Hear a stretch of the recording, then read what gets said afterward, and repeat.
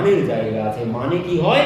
মানে ভালোবাসা বাড়িয়ে দেয়, ভালোবাসার সুখটা আরো বেশি করে বাড়িয়ে দেয়। কিন্তু তার আগে একটি কথা বলি, এ একদম সম্পূর্ণ অন্তরঙ্গ লীলা। কিন্তু অন্তরঙ্গের কথা, এ বহিরঙ্গের কোনো লীলা নয়। মহাপ্রভু অন্তরঙ্গের লীলা আস্বাদন করতেন কখন? অন্তরঙ্গের ভক্তদের নিয়ে অন্তরঙ্গের লীলা আস্বাদন করতেন। বহিরঙ্গের ভক্ত থাকলে বাইরের লীলা আস্বাদন করতেন। কেন? কারণ এই অন্তরঙ্গে মানে ভিতরের কথা সবার সঙ্গে বলা, ভিতরের মানুষ ছাড়া, একদম আমার অন্তরের আত্মীয় ছাড়া নিজের কথা বলা যায় না। কারণ আমি আপনার সাথে আমার খুব অন্তরঙ্গ আছে, আপনি আপনার খুব গোপন কথাটা আমার সাথে বলেছেন। এবার আমি কি করব? বাজারে সবার সাথে যদি আমি বলে দিই, তখন সে যদি শোনে, এই তুই, আমি তোকে বিশ্বাস করে বললাম আর তুই আমার কথাটা সবার সাথে বলে দিয়েছিস, সে আমার প্রতি রাগ করবে, যা তোর সাথে আর কোনোদিন বলবে না। তুই এই কথা বললেও কিন্তু অপরাধ, মানে অপাত্রে যদি আমি এই কথা শ্রবণ করিয়ে ফেলি আমারও অপরাধ হবে। তো এই জন্যে চিন্তা ভাবনা কিন্তু একদম পরিষ্কার করে বসতে হয়। এখানে বাইরের সঙ্গে মিলিয়ে ফেললে কিন্তু চলবে না। বাইরের সাথে যদি, এই জগতের সাথে যদি গুলিয়ে ফেলি, কারণ জগতে কিন্তু ভালোবাসা বলে কিছু নেই। আমরা যাকে ভালোবাসা ভালোবাসা বলি, জগতে ভালোবাসা বলে কোনো কিছু নেই। জগতে যেটি আছে সেটি কি? সেটি হচ্ছে ব্যবহার মাত্র। এখানে সুর নর মুনি সবকে রীতি, স্বার্থ লাগি করো সব প্রীতি। আজ তোমার গলা জড়িয়ে ধরছে যে, সে কিসের জন্য গলা জড়িয়ে ধরছে? স্বার্থের জন্য। এমনি এমনি কেউ গলা জড়িয়ে ধরবে না কারো। এ জগতে এমনি এমনি কেউ কারো গলা জড়িয়ে ধরে না, স্বার্থ ছাড়া। স্বার্থ যেই ফুরিয়ে যাবে, তোমার গলা ছেড়ে দিয়ে আরেকজনের গলা জড়িয়ে ধরবে। একে কোনো ভালোবাসা বলে না। ভালোবাসা কাকে বলে? যদি আমার ভালোবাসার মানুষটা আমাকে ছেড়ে চলে যাক, তবুও বসে বসে সে যেখানেই থাকুক সে যেন সুখে থাকে, এর নাম ভালোবাসা। কিন্তু কেউ বলবে না, জগতে কেউ বলবে না। তুমি চলে গেলে তো তোমার মতন কত আছে, আরেকজন আমাকে ডেকে নিল। এই জগতে কোনো ভালোবাসা নেই, জগতে স্বার্থ আছে। আর যেটি আছে সেটি কামনা বাসনা।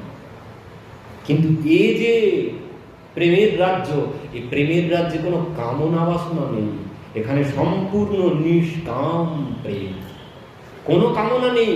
কামনা কাকে বলে? মানে নিজের সুখের কোনো বাসনা সেখানে নেই। কেউ কোনো নিজের সুখ চান না, সবাই প্রভুকে সুখী করতে চান, এর নাম প্রেম। কিন্তু জগতে সবাই নিজে সুখী হতে চাই। তোমার কাছ থেকে যদি সুখ না পেলাম, তুমি যেতে পারো। তোমার কাছ থেকে যদি আমি সুখ না পাই, তো তুমি যেতে পারো। জগতে কোনো ভালোবাসা টালোবাসা কোনো কিছু নেই, যা আছে সব স্বার্থ। ভালোবাসা আছে এই জগতে, ভগবত রাজ্যেই আছে প্রেম বলুন আর ভালোবাসা বলুন। তো এ হচ্ছে সম্পূর্ণরূপে প্রেমের রাজ্যের কথা। তো এখানে যে মান প্রিয়াজি করেন, মান কেন করেন? কারণ এখানে ভালোবাসার গভীরতা বাড়ানোর জন্য। প্রিয়াজি কোনোদিন অভিমান করেন না। যেখানে অভিমান আছে সেখানে বুঝবেন কোনো ভালোবাসা নেই। যেখানে মান আছে সেখানে ভালোবাসা আছে। তো প্রিয়াজি মান করতেন, একটুতেই মান হয়ে যেত। কেমন মান হতো দেখুন, অনেক প্রসঙ্গ আছে, একটু বলি। প্রিয়াজির মান কিভাবে হতো?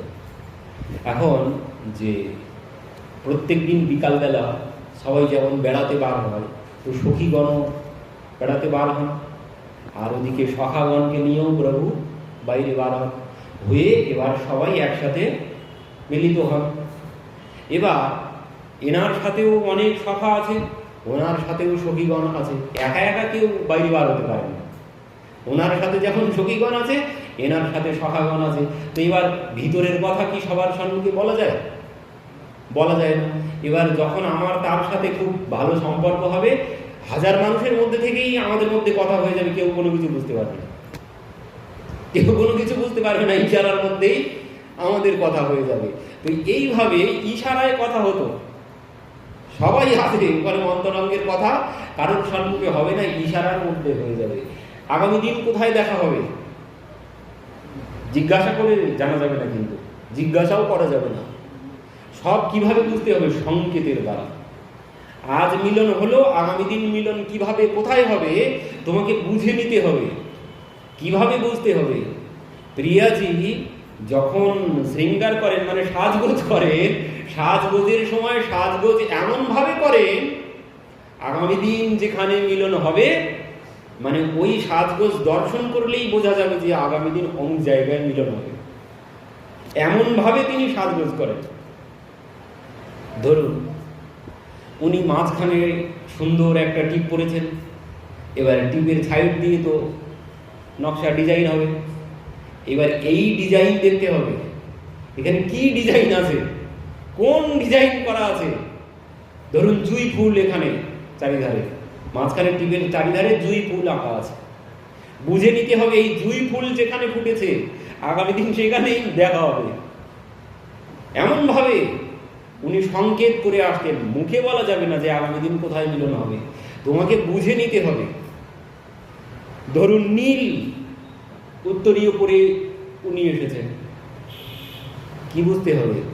আগামী দিন নীল সরোবর, যেখানে সরোবরের জল নীল, সেই সরোবরের কাছে আগামী দিন দেখা হবে। এই সংকেত এইভাবে শৃঙ্গার করতেন। ধরুন মানে বনের মধ্যে দেখা হবে, তো কিভাবে? বিনুনিটা সামনের দিকে দিয়ে রাখবেন, গভীর বনের মধ্যে দর্শন হবে, তার জন্য বিনুনিটা সামনের দিকে, আর পোশাক হবে সবুজ রঙের। পোশাক হবে সবুজ রঙের মানে বনের কালার পরিধান করবেন, আর বিনুনিটা সামনের দিকে দেওয়া থাকবে। বুঝে নিতে হবে গভীর জঙ্গলের মধ্যে মিলন হবে আগামী দিন। বিনুনি যদি পিছন দিকে দেওয়া থাকে, মানে পোশাক যদি সবুজ রঙের হয়, তাহলে হালকা বনের মধ্যেই দর্শন হবে, গভীর জঙ্গলের মধ্যে নয়। এইভাবে নানান রকমের সংকেত করে উনি আসতেন, আর প্রভুকে ওই সংকেত পড়তে হবে। সংকেত যদি তুমি না বুঝতে পারো বিপদ আছে পরের দিন, পরের দিন কপালে দুঃখ আছে। ওই সংকেত সব তোমাকে পড়তে হবে। এবার একদিন কি হয়েছে, উনি কি করেছেন মানে ওই ভোজন লীলা, ছাক লীলা বলে একে ব্রজ ভাষায়, ছাক লীলার সংকেত করেছেন। মাঝখানের টিপটা ভোজনের থালা বানিয়েছেন, মাঝখানের টিপটা ভোজনের থালা বানিয়েছেন, আর সাইড দিয়ে সব ভোগের বাটি বানিয়েছেন। বুঝে নিতে হবে মানে কি? এবার পোশাক আছে, কোথায় হবে লীলা? পত্র যদি আঁকা থাকে, উত্তরীয় যদি কোনো পত্রের ছাপা থাকে, তাহলে বুঝে নিতে হবে অমুক জায়গায় এই পাতা মানে এই গাছ যেখানে আছে সেইখানে যেতে হবে। এমনভাবে তিনি সংকেত করতেন, এই সংকেত সব পড়ে নিতে হবে। এবার একদিন কি হয়েছে, উনি তো ভোজন লীলার সংকেত সব এঁকেছেন, সমস্ত সংকেত করে এসেছেন।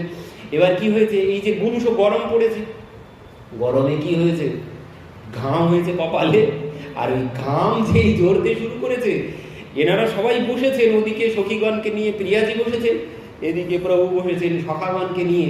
এদিকে ওই আসার সাথে সাথে ওদিকে ওই সংকেত এনার পড়া হয়নি, ইনি অন্য বিষয়ের মধ্যে চলে গেছেন, সংকেত দেখে নেওয়া হয়নি আগামী দিনের সংকেত কি হবে। এবার ইনি কি করেছেন, ওই যে ওদিকে প্রিয়াজির কপালে ঘাম শ্বেত বিন্দু যেই জেগেছে, উনি হঠাৎ মনের ভুলে হাত ডলে ফেলেছেন। এবার যেই হাত ডলে ফেলেছে সব মুছে গেছে। এবার যখন এদিকে সময় শেষ হয়ে গেছে, প্রভু যে মানে বলা তো যাচ্ছে না, এদিকে সবাই আছে, তো কি হবে আগামী দিন কি হবে, ইনি তো কোনো কিছু করতে পারেননি। আগামী দিন কি হবে, উনি তো সব সংকেত করে এসেছেন, উনি বোঝাচ্ছেন ঠিক আছে ঠিক আছে, মানে যা দেখা মানে যা করে এসেছি এটাই বুঝে তুমি যাবে। উনি বলছেন ঠিক আছে, ইনি বলছেন তো কোনো কিছু বুঝতে পারেনি, ইশারা করছেন। উনি ভাবছেন না আমি তো সব সংকেত করেই এসেছি। কেউ কারটাও মানে কারুরটা কেউ বুঝতে পারলো না। তো ইনি ভাবছেন তাহলে আগামীকাল আর আমাদের মিলন হবে। তো এনার মন খারাপ, ইনি চলে যাচ্ছেন। ওদিকে প্রিয়াজি যখন গৃহে যাচ্ছেন, তখন সখীদের কি হচ্ছে, তুই ও মাখন খেতে ভালোবাসে, তো তুই মাখন নিয়ে আসবি, তুই পনির নিয়ে আসবি, নানান রকম সখীদেরকে নানান রকম ভোগের কথা ইনি সবাইকে বলে দিলেন। বলছে বেশি বেশি করে নিয়ে আসবি, কারণ সমস্ত সখারা আসবে। এর মধ্যে আবার কি হয়েছে দেখুন, এই যে মাঝখানে টিপ থাকবে, তো এবার এখানে যতগুলো নকশা থাকবে। ধরুন এখানে 8টা, এদিকে 8টা, এদিকে 8টা, মানে আমি 8 সখীকে নিয়ে আসবো, তুমি 8 সখীকে নিয়ে আসবে। এদিকে যদি 4টি থাকে তো আমি 4 সখীকে নিয়ে আসবো, তুমি 4 সখীকে নিয়ে আসবে। এবার যদি পুরো 2 সাইড একদম ভর্তি থাকে তাহলে বুঝতে হবে সবাইকে নিয়ে আসবে, কোনো বিচার নেই। তো এদিন তো কোনো কিছুই, এবার ইনি সমস্ত সখাদের জন্যই সংকেত করে এসেছেন। তো সখীদের বলছে সবাইকে কিন্তু নিয়ে আসবে, বেশি বেশি করে ভোগ সামগ্রী বানিয়ে নিয়ে আসবে। এবার এনারা তো পরের দিন বেশি বেশি করে ভোগ সামগ্রী বানিয়ে যেভাবে সংকেত করা ছিল সেইখানে গিয়ে সব উপস্থিত আসবে আসবে আসবে। এদিকে সময় পার হয়ে যাচ্ছে, ইনি ভাবছেন আজ তো কোনো সংকেত নেই, আজকে আর দেখা হবে না। ইনি বাড়িতে বসে বসে চিন্তা করছেন, আর ওনারা ওদিকে জঙ্গলের মধ্যে গিয়ে বসে বসে সমস্ত 56 ভোগ নিয়ে সাজিয়ে বসে আসবে। এই আসলো, এই আসলো, এই আসলো, আর আসে না। এদিকে যখন আসে না, ললিতা বিশাখা আছে, ওরে তুই কিন্তু বড় কপটের খপ্পরে পড়েছিস, তুই কিন্তু বড় কপটের খপ্পরে পড়েছিস। ওর কিন্তু বিশ্বাস নেই। প্রিয়াজির আরো মান বেশি হয়ে যাচ্ছে। এবার বলতে বলতে বলে, ওরে দেখ গিয়ে হয়তো তোর থেকেও কোনো সুন্দরী কাউকে পেয়ে গেছে, ও তার সাথে গিয়ে তার বাড়িতে বসে ভালো ভালো ভোজন করছে। আর এই বলার সাথে সাথে তো আরো মাথায় একদম আগুন চলে যাচ্ছে। প্রিয়াজি এমন অভিমান হচ্ছে, দেখা গেল সন্ধ্যা নেমে এলো, আর এলো না। প্রিয়াজি বলেছিলাম না ও কিন্তু মহা কপট, আমার কথা বিশ্বাস হলো, চল ও আর আসবে না। দেখ গিয়ে কার কোন ঘরে গিয়ে বসে আছে, ওর কোনো বিশ্বাস নেই, ওর মতো চোর আর নেই জগতে।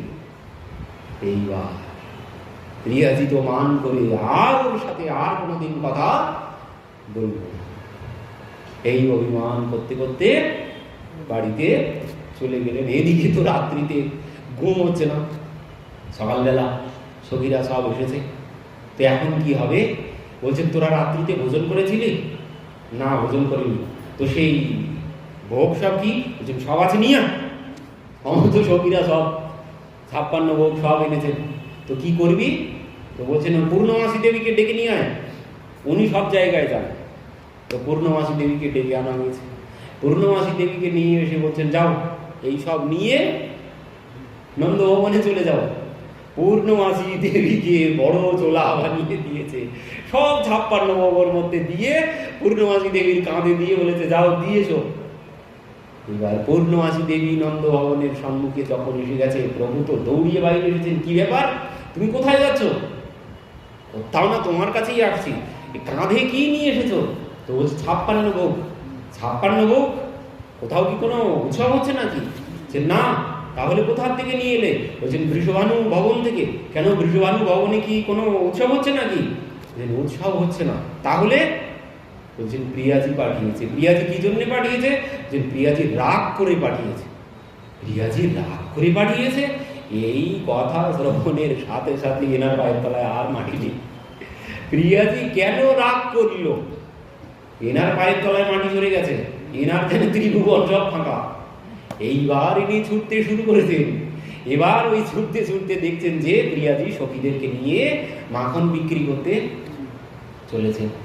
এবার প্রিয়াজির সম্মুখে গিয়েছেন। প্রিয়াজি তো মুখ ঘুরিয়ে নিয়ে অন্যদিকে মুখ করে একদম ঘন্টা টেনে দিয়ে চলে যাচ্ছেন।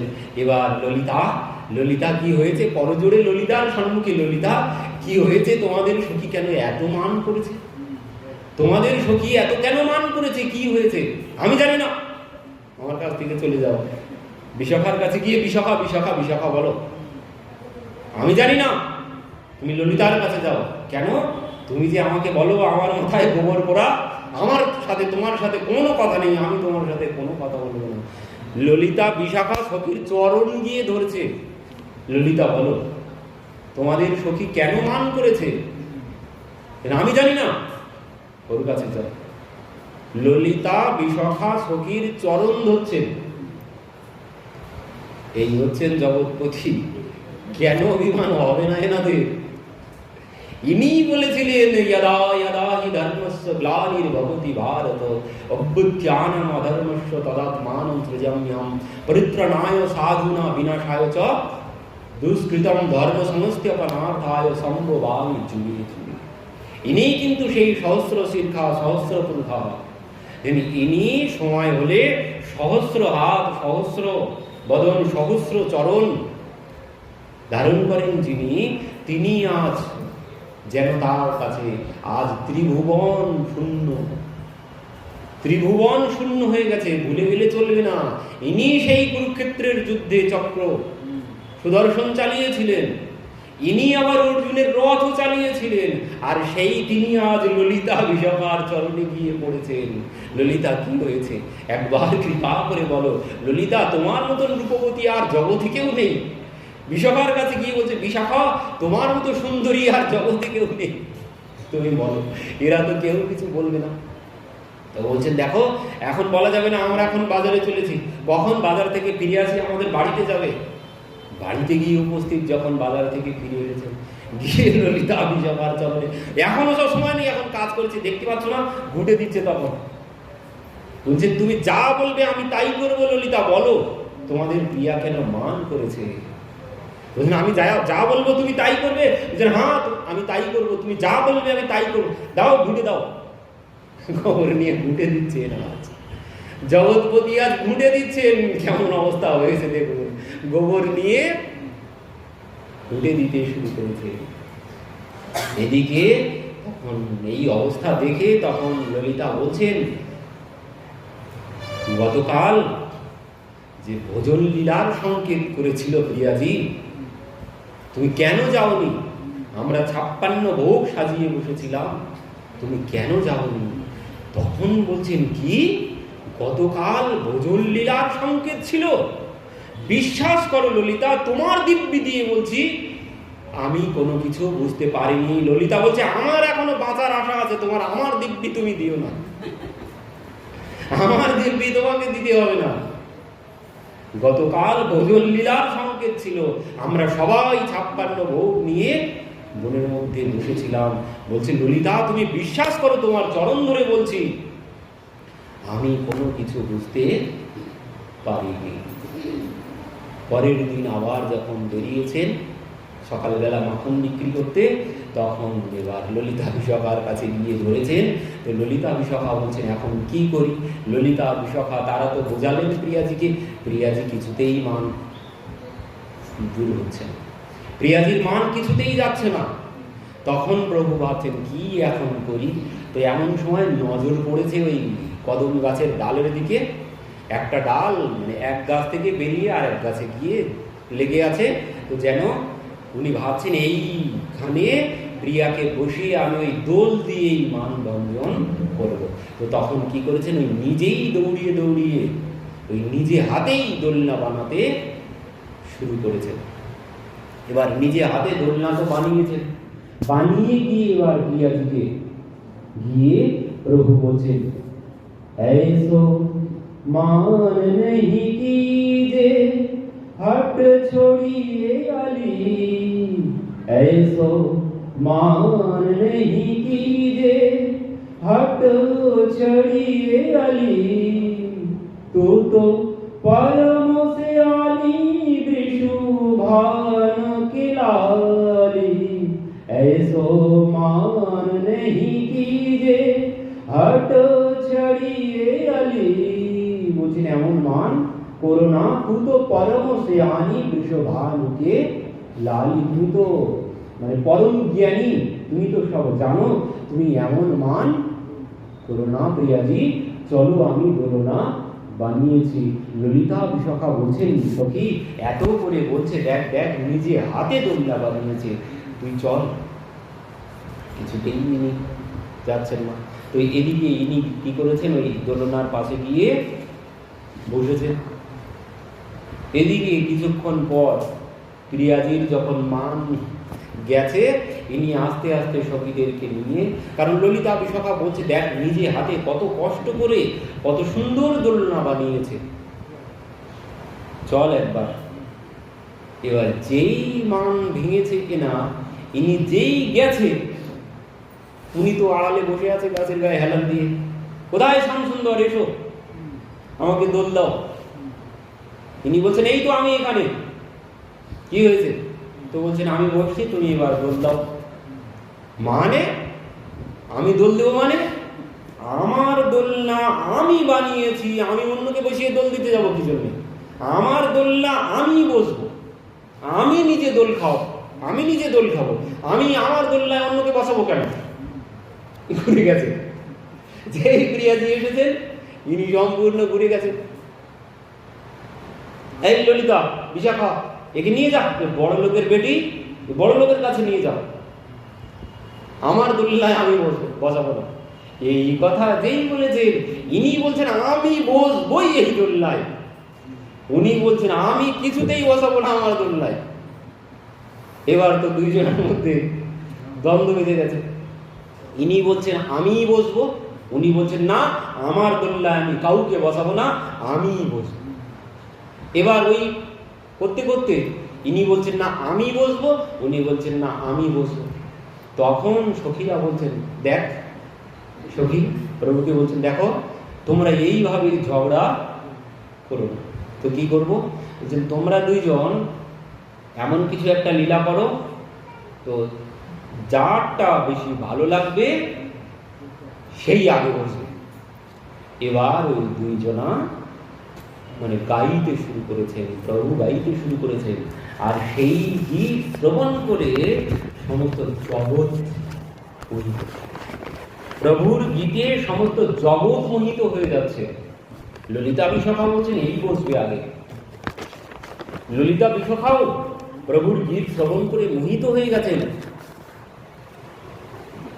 প্রিয়াজি বলছেন ওরে এই কপট, এর কপটতায় তোরা গলে যাস না, এর কপটতায় তোরা গলে যাস না।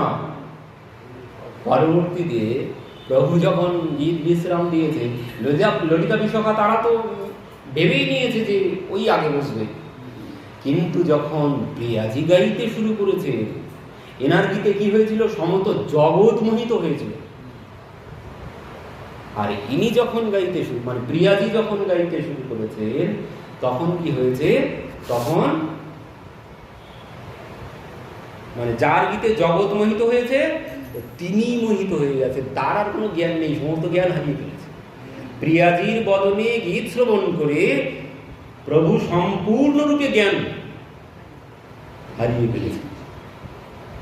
আর জ্ঞান হারিয়ে কি করেছেন? নিজেই কোলে করে নিয়ে প্রিয়াজিকে দোলনায় বসিয়ে ইনি দোল দিতে শুরু করেছেন। কিন্তু কি হয়েছে পরবর্তীতে আরো অনেক ঘটনা ছিল। মানুষ একবার দেবর্ষী নারদ, কারণ মান হলে ভালোবাসার গভীরতা বাড়ে। একটুখানি বলি আর একটু মানের কথা, লীলার দিকে হয়তো নাই গেলাম, কিন্তু দেবর্ষী নারদ খুব আসেন বৃন্দাবনে। তো প্রভু বলছেন যে দেখো ওনার সাথে অত মাখামাখি করো না, উনি যে কখন কোন রূপ ধারণ করে ওনার কোনো বিশ্বাস নেই। পার্বতী দেবীর সাথে মহাদেবের গন্ডগোল বাজিয়েছিলেন, তো ওনার কিন্তু বিশ্বাস নেই। প্রিয়া তুমি কিন্তু ওনার পাশে সবসময় অত ঘাঁচাঘাঁচি করো না। এই বলতে না বলতেই একদিন কি হয়েছে, বনের ভিতর দিয়ে আসছেন, এনার সাথে আবার ললিতা সখীর সাথে খুব ভাব। দেবর্ষী নারদের সাথে ললিতা সখীর খুব ভাব। কেন ভাব? কারণ ওই ললিতা গীত বাদ্যে সর্বশ্রেষ্ঠ সখীদের মধ্যে, আর ইনিও গীত বাদ্যে শ্রেষ্ঠ। তো এনাদের দুইজনের মধ্যে খুব ভাব।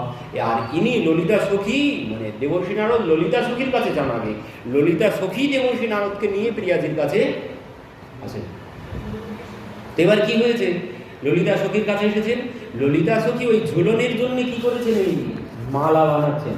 প্রভু দোলনায় বসবে, তো সেই জন্যে ওই প্রভুর কণ্ঠে একটি মালা দেওয়ার জন্য ইনি মালা বানাচ্ছেন।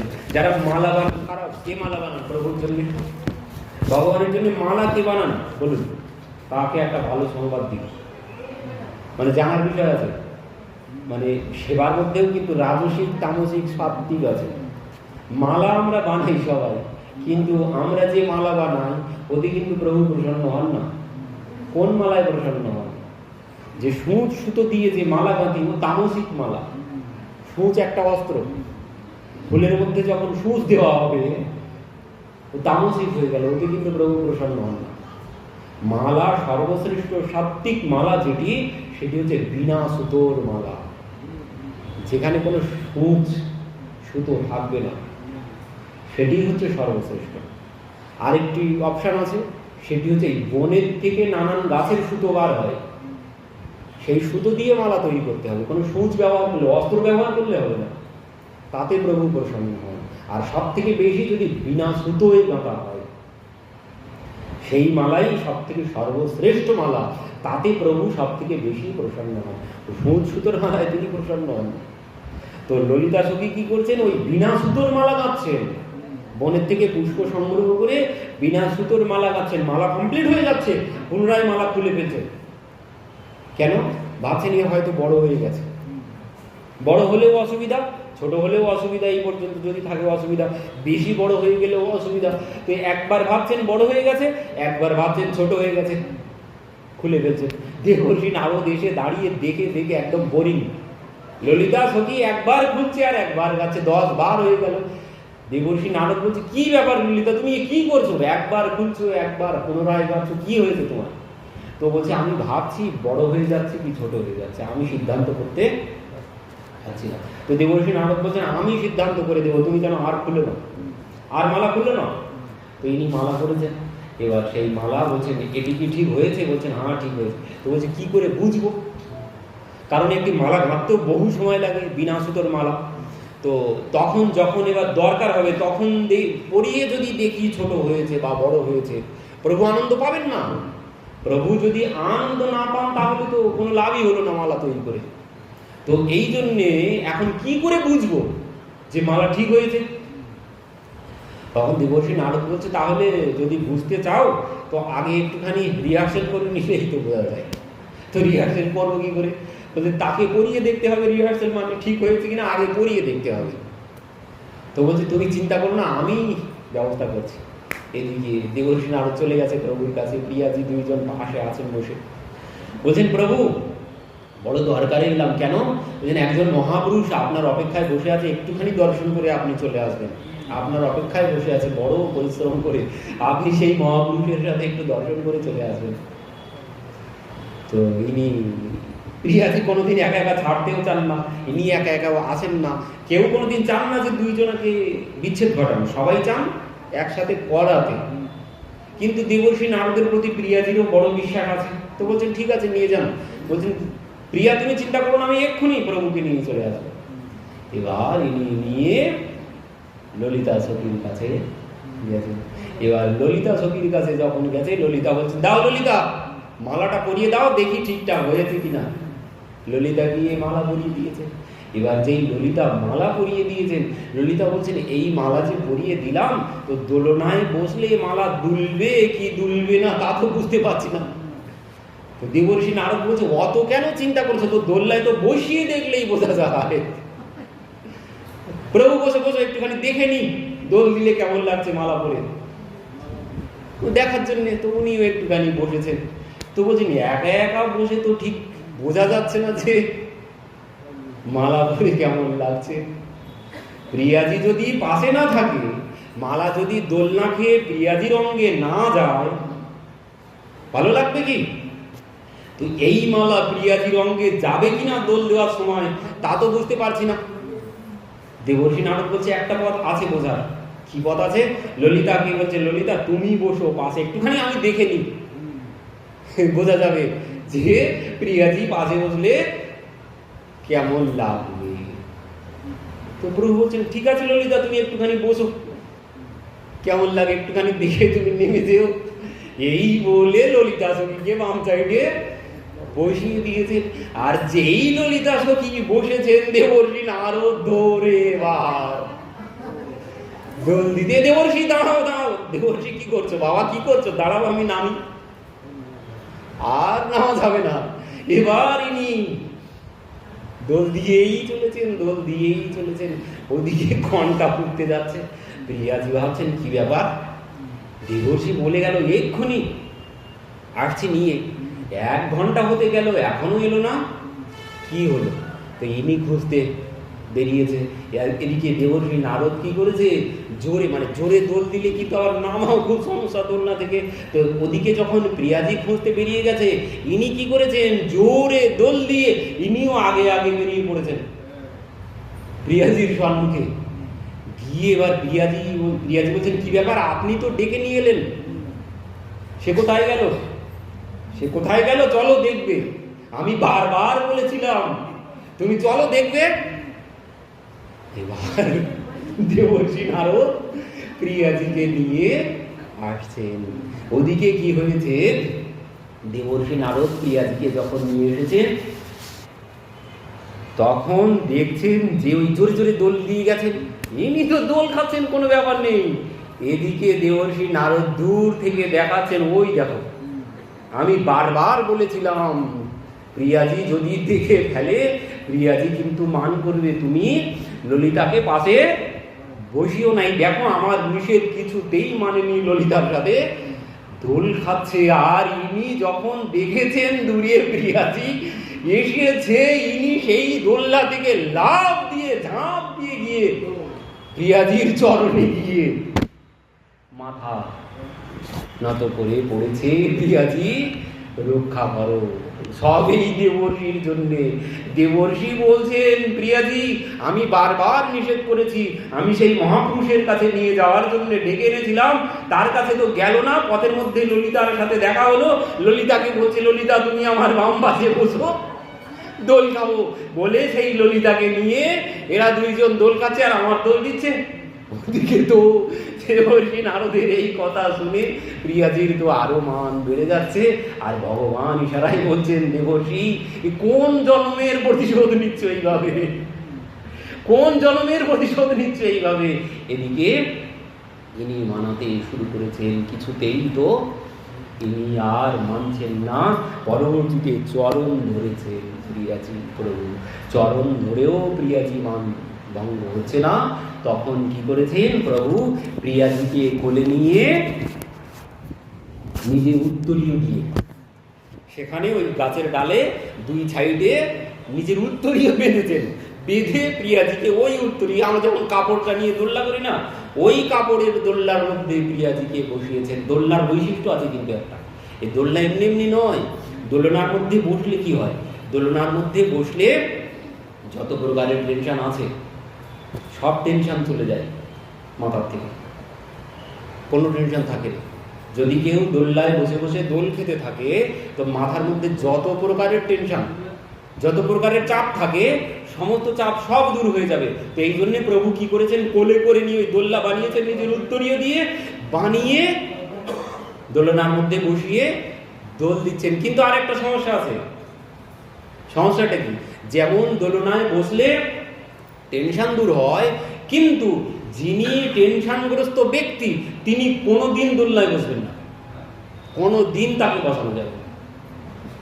কোনোদিন যার মাথায় টেনশনে যে ভুগছে সে কোনোদিন দোলনায় বসবে না, যতই বলো না তুমি যাও আমার সব ভালো লাগছে না, কোনোদিন দোলনায় বসবে না।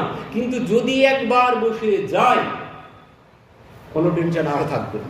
তো এই টেনশন দূর করার জন্য, প্রিয়াজির মান ভঙ্গ করার জন্য প্রভু নিজে কোলে করে বসিয়েছেন, বসিয়ে নিজেই দোল দিচ্ছেন। তো এমন একটি লীলার মধ্যে ছিল যে এইভাবে প্রভু দোল দিচ্ছেন, তো সেখানে সমস্ত সখীরা এসে উপস্থিত। সখীরা বলছেন, এই দাঁড়াও দাঁড়াও দাঁড়াও দাঁড়াও, তুমি কি করছো, কেন? বলছেন আমি দোল দিচ্ছি। তো বলছে, তুমি কি কোনোদিন দোল দিতে পারো নাকি, তুমি কি দোল দিতে পারো? কেন? বলছেন, তুম গায়ে চরায়ে গিরিধারায়, বলছেন তুমি ও গোচারণ করতে পারো, গিরিধারণ করতে পারো, তোমার ওই দোল দেওয়ার কোনো আইডিয়া তোমার নেই, তুমি দোল দিতে পারবে না। বলছেন, অতি সুকুমার প্রিয়া গৌরাঙ্গী ঝুলাগত চাহে মন মাহে। বলছেন আমাদের প্রিয়াজি অতি সুকুমারী, তো তাকে যদি তোমার ইচ্ছা হয় দোল দেওয়ার, তাহলে কি করতে হবে, কে হাম জো শিখাবে তে সেই শিখো। বলছেন আমরা তোমাকে যেভাবে বলবো তোমাকে সেইভাবে দোল দিতে হবে। তো কি করতে হবে? বলছেন আমাদেরকে গুরু বানাতে হবে, না হলে আমরা শেখাবো না। শিখিয়ে দাও, তোমরাই আমার গুরু। ললিতা বিশাখার চরণে গিয়ে বলছেন ঠিক আছে শিখিয়ে দাও, তোমরাই আমার গুরু। তো ললিতা বিশাখা বলছেন ঠিক আছে, তুমি এইভাবে এইভাবে দোল দাও। তো এবার সবাই যখন মেনে নিয়েছেন তখন ইনি দোল দিতে শুরু করেছেন। তো যখন এবার দোল দিচ্ছেন, এত জোরে জোরে দোল দিচ্ছেন, প্রিয়াজি ভয় পেয়ে যাচ্ছেন। তখন ললিতা প্রিয়াজির কাছে গিয়ে বলছেন, প্রিয়াজি একটু আস্তে আস্তে দোল দিতে বল ওকে। তখন প্রিয়াজি বলছেন, ঝুলাবতো সাগরো বনবারি, ঝুলাবতো সাগরো বনবারি, ঝুলতো Mary Ladli সুকুমারি।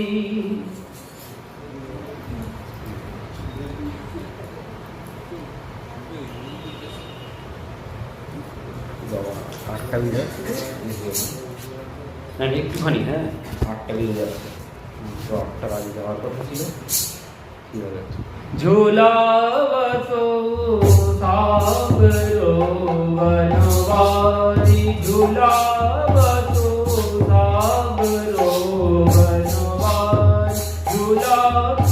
ঝুলতো Ladli সুকুমারি, ঝুলাবতো সাগরো বনবারি, ঝুলতো Mary Ladli সুকুমারি। ঝুলাবতো সাগরো বনবারি, ঝুলতো Mary Ladli সুকুমারি, ঝুলাবতো সাগরো বনবারি। কাহে কো খাম্বা लगवाए री, काहे को खाम्बा लगवाए री, काहे को खाम्बा लगवाए री, काहे की पटिया डारो में डारी, काहे की पटिया डारो में डारी, झुलावतो लाडली सुकुमार, झुलतो मेरी लाडली सुकुमार। कदम्बों के खम्बा गड़वाए री, कदम्बों के खम्बा गड़वाए री, रकम पटोड़िया डाय। मुझे कदमेर खम्बा আর তাতে রেশম কি পাটিয়া, মানে রেশমের একটু দিয়ে পাঠিয়েছে, রেশমের দড়ি বেঁধেছেন। আর কি বলছেন?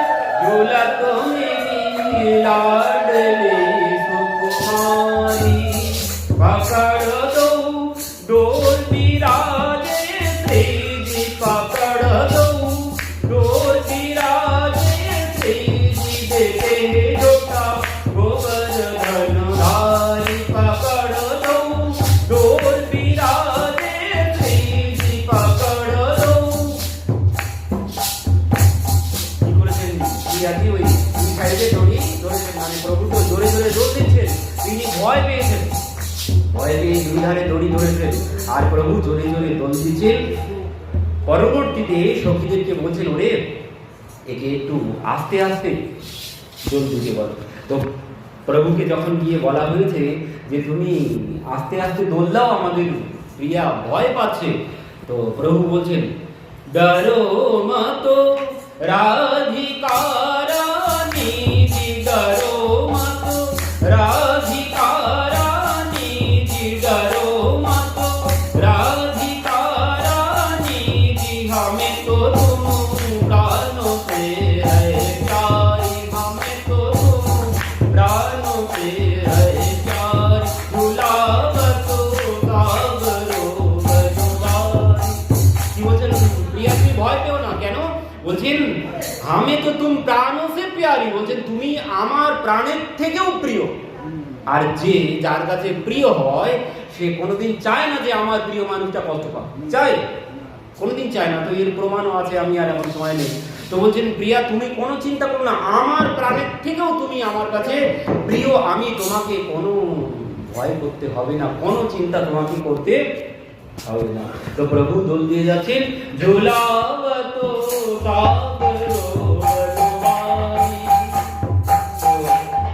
ললিতা এসেছেন। ললিতা বলছেন ওরে আমি তো বললাম, এ তো কিছুতেই শুনছে না।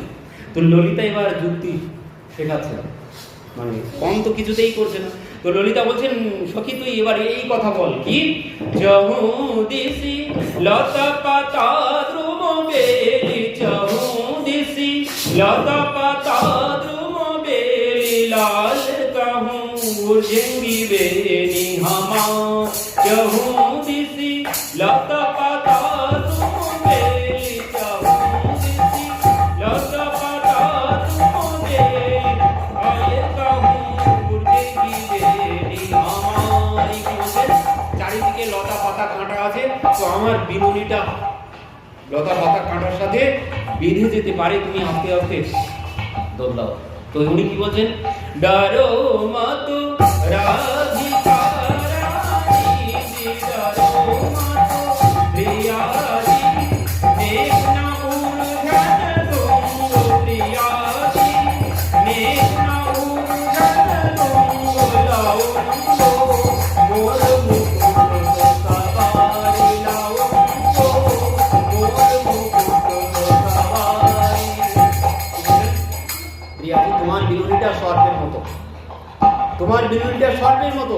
তো আমি ওই ময়ূরের রেখেছি, আমার মাথায়ও ময়ূরের পাখনা আছে, তোমার কোনো চিন্তা করতে হবে না। কেন, সর্প আর ময়ূর কোনোদিন, যেখানে ময়ূর থাকবে সর্প কোনোদিন মাথা উঁচু করবে না। তো তোমার বিনুনিটা সর্পের মতো, আর আমার মাথায় ময়ূরের পুচ্ছ আছে, তো তোমার বিনুনি নড়বে না। সর্প যেমন চুপচাপ থাকে, তোমার বিনুনিও ঠিক চুপচাপ থাকবে, তোমার বেঁধে যাওয়ার কোনো ভয় পেতে হবে না। ললিতা পুনরায় এসে যুক্তি শেখাচ্ছেন, ললিতা এসে যুক্তি শেখাচ্ছেন, কি বলছেন, লাল कहूं चुनरी उलझ गई, तो लाल कहूं चुनरी उलझ गई, तो अतिया मल है, अतिया मल है तो भाई, लाल कहूं चुनरी उलझ गई, तो प्रियाजी चुनरी ना उलझन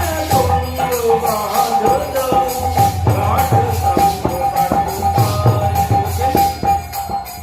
লাল কাহু চুনরি মানে উত্তরীয়, বলছেন অনেক দামি উত্তরীয় ওড়নি আমার, যদি ওই কাঁটার সাথে বেঁধে যায় তো ছিঁড়ে যাবে, তুমি আস্তে আস্তে দোল দাও। তো ইনি বলছেন প্রিয়াজি তোমার কোনো চিন্তা করতে হবে না, চুনরি না উর্ঝন দুঙ্গ বাঁধ দৌ গাঁট সঙ্গ পাটুকারি, বলছেন আমার ধুতির সাথে তোমার উত্তরীয় বেঁধে রেখেছি, উড়ে যাওয়ার কোনো চিন্তা নেই, বেঁধে ছিঁড়ে যাওয়ারও কোনো ভয় তোমার নেই, তুমি নিশ্চিন্তে বসে থাকো। দেতে হে জোটা গোবর্ধন,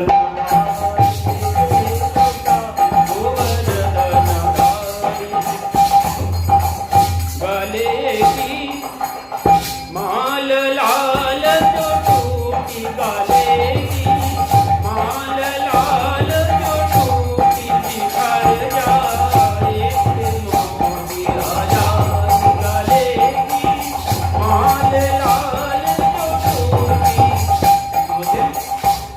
লাল আমার গলায় তো অতি মূল্যবান হিরে মণি মুক্তার মালা আছে, তো তুমি যে এত জোরে জোরে দোল দিচ্ছ, মালাটাও তো দুলছে, তো মালাটা যদি কোনো কাটা গাছের সাথে বেঁধে যায়, বেঁধে গিয়ে তো সব ছিঁড়ে যাবে, আর কি হবে, হিরে মণি মুক্তাগুলো সব কাদার মধ্যে পড়ে নষ্ট হয়ে যাবে, আর খুঁজেও পাওয়া যাবে না, নিচে কাদা, বর্ষা হচ্ছে মাঝে মাঝে, তো নিচে কাদা, তো একটাও খুঁজে পাওয়া যাবে না। তো তখন ইনি কি বলছেন, प्रियाजी देखना उर्जन तुंगो, प्रियाजी अपनी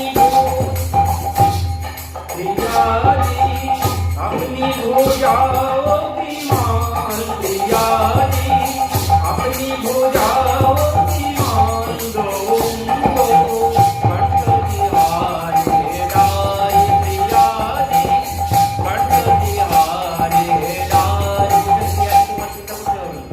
মালা ছিঁড়ে যাওয়ার মালার জন্য তোমার চিন্তা করতে হবে না। বলছেন আমার এই অতি মূল্যবান মালা, আমার এই মালা তোমার কণ্ঠে জড়িয়ে দেব, তোমার কোনো চিন্তা করতে হবে না যদি মালা ছিঁড়ে যায়। তো এইভাবে প্রভু লীলা করছেন। পরবর্তীতে আরো অনেক বড় এইভাবে একের পর এক বলে যাচ্ছেন। পরবর্তীতে সমস্ত সখীগণ মিলে দুইজনাকে দোলনায় বসিয়ে সমস্ত সখীরা তারা সবাই দোল দিচ্ছেন একসাথে। ঝোলে ঝোলে রে যুগল সরবা আয় সখী